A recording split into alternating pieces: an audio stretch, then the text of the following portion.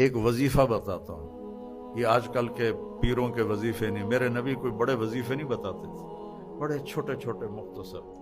ایک صحابی نے عرض کیا، یا رسول اللہ رزق کی تنگی ہے، کوئی وظیفہ بتا دو۔ اب آج کل کو جو پاکستان کے حالات ہیں، سارے ہی لوگ تنگی کا شکار ہیں، تو چاہے زراعت ہے چاہے تجارت ہے، کھلم کھلا نقصان ہو رہے ہیں، ہماری ہر فصل کروڑوں کے گھاٹے سے ہم بیچ رہے ہیں۔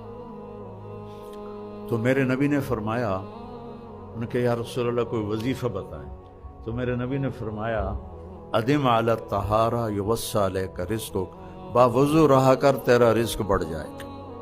ایک لوٹا پانی، ستارہ کیمیکل دی لوڑ ہی کوئی نہیں، ایک لوٹا پانی، باوضو رہو۔ اس کا ایک فائدہ اور ہوگا، آپ سے شیطان ڈرے گا۔